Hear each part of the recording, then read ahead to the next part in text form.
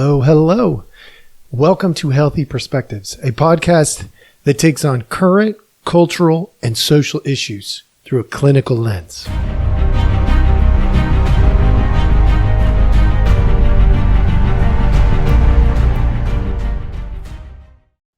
Hello, hello. Welcome back. Thanks for joining us. As always, we appreciate your time. Last week we wrapped up with our final episode of You're the Problem. So today I'm gonna present a challenge to you. I haven't decided for sure what I'm gonna do with this time slot. I've been looking at a few different options, but one of the things that I wanted to try out a little bit was this idea of a challenge. I'm going to present something to you. And today the challenge is, look, you came in, you already have a bias. You have a bias. You either believe that you can trust the media or you can't trust the media. You believe that there are situations going on right now that are destroying our country, or you believe we are fine, right? You come in with these biases.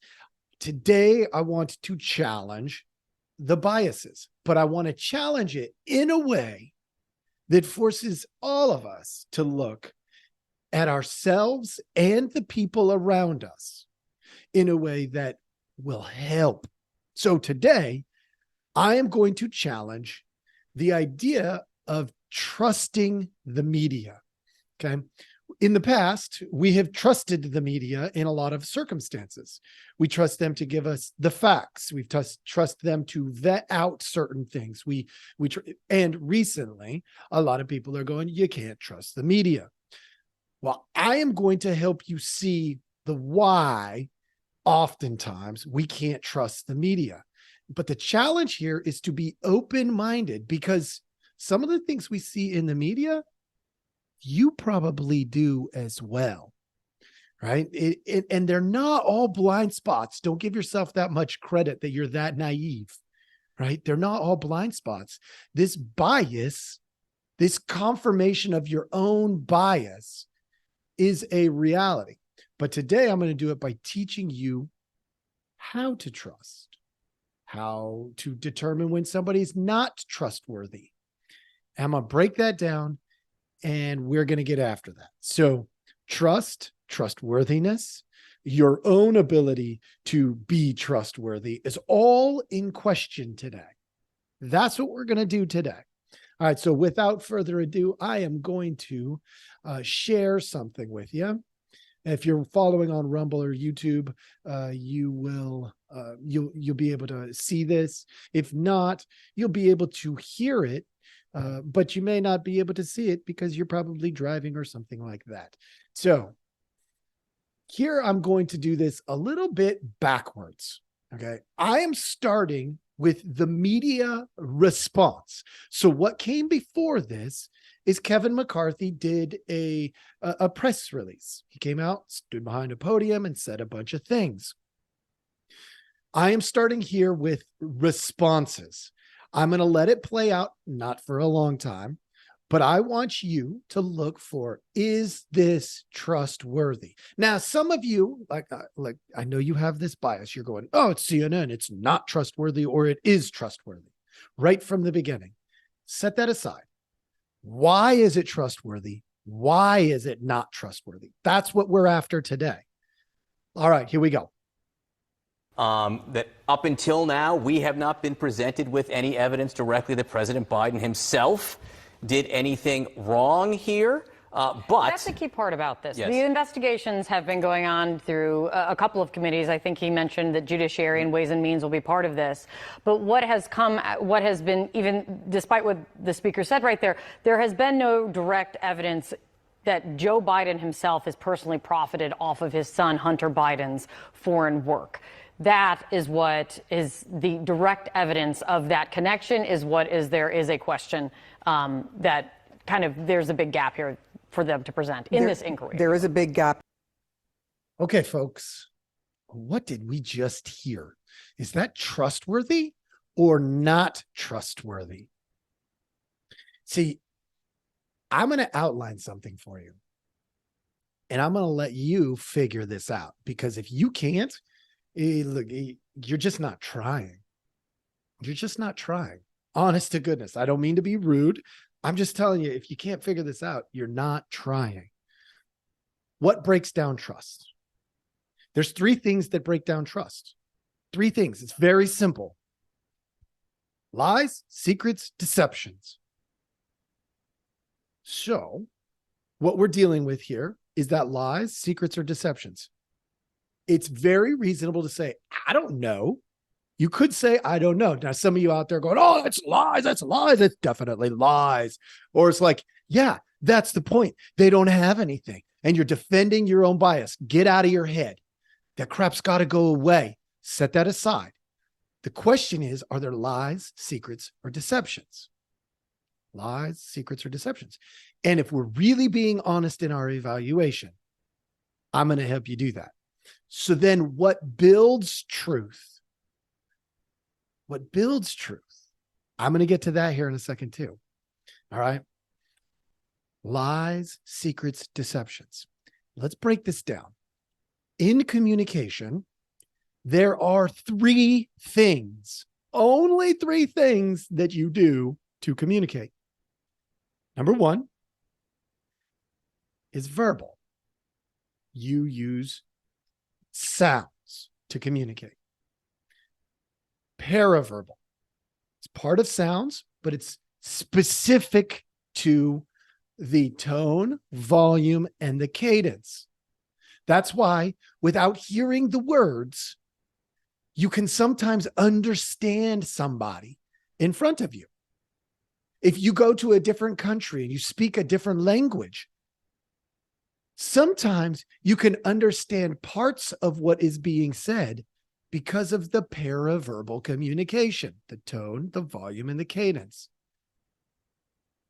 And then there's nonverbals. That would be environmental stuff, if you have some control over that or influence over that. And then it would be, the affect, the body language, your eyebrows going up, or you're smiling on your face, or you're scowling and stuff like that. Okay, so with those 3 things, just those 3 things in mind, I am going to replay the moment that she starts talking in here all over again. And I want you to look for verbal, paraverbal, and nonverbal. And I want you to tell me if they all align perfectly. Align meaning they're all sending you the same message. All right, here we go. That up until now, we have not been presented with any evidence directly that President Biden himself did anything wrong here. But that's the key part about this. Yes. The investigations have been going on through a couple of committees. I think he mentioned that Judiciary and Ways and Means will be part of this. But what has been, even despite what the speaker said right there, there has been no direct evidence that Joe Biden himself has personally profited off of his son, Hunter Biden's foreign work. That is what is the direct evidence of that connection, there is a question that kind of, there's a big gap here for them to present. Did you all see it? Did you all see? I hope you're watching a Rumble or YouTube right now, because if you are, you can see it. The paraverbals, look, she speaks for a living. Okay. She's a good speaker. No problem with her ability to articulate. But watch the affect. It doesn't line up. She knows she's full of garbage. She knows it. She's blinking her eyes. She's being defensive. She is absolutely projecting bias. That's it. She's projecting bias. Now, it may be bias that she really believes is true, but her body language is giving it away. She's got these long blinks, her paraverbals. You could see when she sped up and when she slowed down and when she struggled with communicating effectively, because she's trying to walk a tightrope of saying what she wants you to hear, not what is real. Clear as day. When the verbals the paraverbals and the nonverbals don't all line up, folks, it puts into question the authenticity of what's happening. Which brings us back to, I told you what ruins trust. 3 things: lies, secrets, deceptions. Okay. What builds trust is truth, transparency, and authenticity. What we are getting here is somebody who is being very careful with their words because they know they could very easily say the wrong thing. We do that when we are defensive.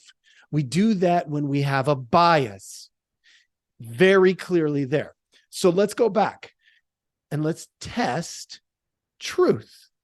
Let's test truth, because in this same release, I can go back at the beginning. I'm not going to change videos on you folks. I'm literally just going to go rewind back to when Kevin McCarthy begins to speak, and I want you to hear him explain some things. I'm guessing on the timeline here, but just listen to some of the facts as he sees it. Okay, the facts as he sees it. All right.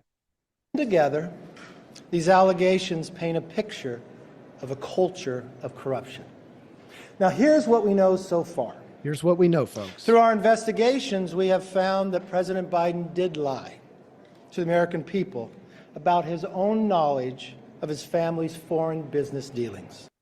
Is anyone surprised by this? Of course not. Politicians lie all the time. Somebody's going to come out and use that as a defense. Well, all the politicians do it. No. Lies, secrets, and deceptions destroy relationships. We cannot trust people who lie, who keep secrets, and who are deceptive. So can we trust all the politicians? No, of course not. Now, what we can and can't trust them with differs. Some we can't trust because they're corrupt. Some we can't trust because they're dumb. Some we can't trust because they have secret agendas. So, like, there's all kinds of reasons why a politician might lie, and not all lie. The vast majority of them lie. Some legitimately change their mind. There's a difference between changing our course with new information and lying. Okay. But it's hard to tell the difference. You have to get really good at this stuff. All right. So we're going to watch out a little bit further. Eyewitnesses have testified that the president joined on multiple phone calls and had multiple interactions. Dinners resulted in cars and millions of dollars into his son's and his son's business partners. So we've had testimony, folks, testimony from individuals who were present, eyewitnesses. They were there. That, folks, is evidence. That's evidence. Now, somebody could be like, is it direct evidence? Or is it circumstantial? For all of you wannabe attorneys out there, I'm not a wannabe attorney. I'm not an attorney. I have no desire to be an attorney at this point. It's evidence, folks. Circumstantial is often sufficient to create more investigation. That's what's going on here. Who cares about this language of direct? It doesn't matter. It's irrelevant. That's a distracting tool. It's a distracting tool. And let's go on. We know that bank records show that nearly $20 million in payments were directed to the Biden family members and associates through various shell companies. The Treasury Department alone has more than 150 transactions involving the Biden family and other business associates that were flagged as suspicious activity by U.S. banks. Holy smokes, folks. How is that not perceived as evidence? You have this lady. I showed her first. I don't even know who she is, to be honest. You have some lady saying there's no direct evidence. And we wonder why we can't trust the media so often. What is this? She said, despite what you just heard. In other words, don't listen to Speaker McCarthy. No, listen to me. Media is not supposed to be doing that. That's not the role of the media. The look at me. You know who does that, folks? This is a clinical podcast. You know who does that? People struggling with histrionic disorder. Go ahead, look that one up, folks. Don't look over there. Look at me. I'm in the spotlight. Check me out. I'm the one you should be looking at. Histrionic disorder. Okay. We have to find truth. Well, when we're getting stuff like this, how in the world are we going to ever find the truth? Let me tell you, that's what we're here for. This is about healthy perspectives, folks. Trust is broken down by lies, secrets, and deceptions. Deceptions are those things where we know stuff and we pretend we don't. That's a deception. That's what some in the media are doing. Not all. There's some good media outlets. I would not put this particular host or these people on that list because this was pretty much garbage in terms of trustworthiness. Why? They just heard the stuff that's coming out from Senator or from Republican Kevin McCarthy. To build trust, folks, we have to have a pattern of truth, transparency, and authenticity. They have to align with our communication, our verbal, our paraverbal, and our nonverbal. So let me break this down one step further for you. Because what's happening is we're doing this over time. As time goes on, we're building up these biases, right? Inch by inch, they're taking us down a rabbit hole. There's a way to identify when we're being led down a rabbit hole. When we identify the verbal, the paraverbal, and the nonverbal, and one of them is consistently different than the rest, because it's almost always going to be one that's consistently different than the rest if you follow along with somebody. Watch the nonverbal. It's the most trustworthy of them all, every time. And I'll help you understand that here in just a minute. The paraverbal is the most confusing of them all. Why? Because things like sarcasm, emotion, anger, paraverbals, when emotions go up, the paraverbals break down. But they also do change behaviors. So follow the behaviors first, paraverbal second, and trust the mouth the least. Trust the mouth the least. Do it with me. Do it with everybody else that you listen to. Trust their mouth the least. Trust their paraverbals a little bit more. But when they're nonverbals, that means their behaviors, their paraverbals, their tone, volume, and cadence, and their verbals all align, there's a much higher chance that it's trustworthy. Now, some people get pretty skilled at doing this. And the way they do it typically is hide behind emotion. I'll give you the example. So this is how you can tell when you are being manipulated. It's almost always going to be emotion related. I'll explain. All right. So anger. When somebody is angry, they are more likely to manipulate. Because here's why.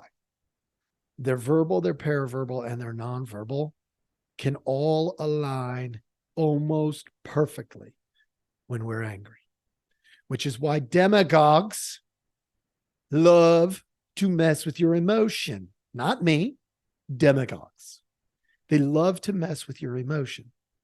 As we see them play with your emotion, what ends up happening, folks, is if they can get you angry, then they can control your verbal, paraverbals, and nonverbals. They might not like the result. It may be sinister, maybe evil, maybe terrible, but they can manipulate you. So demagogues are going to play on emotion. I'll give you the example. Whenever there is a catastrophe of some sort, a shooting, a fire, something that goes really bad, people immediately jump in and use that as an opportunity to state their message. Why do they do that, folks? Because you are more easily manipulated if they can get you emotional first. Period. Why? Because you become incongruent. You become chaotic. They can get you to say things you would never have said before. They can get you to do things you would never have dreamt of doing. If all they do is get you emotional. So when you look at this, look, I told you from the beginning, I'm going to rewind you here. At the beginning, I said, listen with an open mind. Listen with an open mind. To what? To truth, transparency, authenticity, to lies, secrets, and deceptions, and primarily in the form of communication, which is verbal, nonverbal, and paraverbal. And folks, if we could really get skilled at that part of the process, oh my gosh, the world would shift. You would know when to empathize, love, and be kind. You would know when it's appropriate to be rigid and firm with your boundaries. It would clarify a lot of stuff. That's what I got for you today. The challenge was to stay open-minded. Some of you probably did. Most of you probably didn't. Because when I started showing things, you probably went, oh, I agree. I disagree. I said, stay open. Stay open so that you can see the nonverbal, hear the paraverbal, and the words so that you could know when somebody wasn't being completely truthful. There's billions of examples of this. Start looking at them. When you interact with people, look at those verbal, paraverbal, nonverbal. When they align, probably more trustworthy. When they don't, they're probably telling you something they think you want to hear. So, do what you want with this, folks. I hope this was a good challenge for you. I appreciate your time. I'm glad you joined us. Please come back and join us on Monday for the final episode of A Look at the Family. It's going to be awesome because this is the intersection coming up, the intersection of the clinical and, hold on, how did I say it? Sorry about that, folks. The clinical and culture, where family and culture intersect. And I'm going to give you clinical views of that. Okay. Thanks for joining us. Have a good one.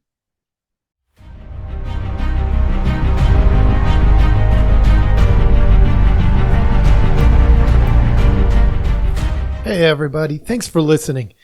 We appreciate our audience a lot, so we give you some simple ways to track us down.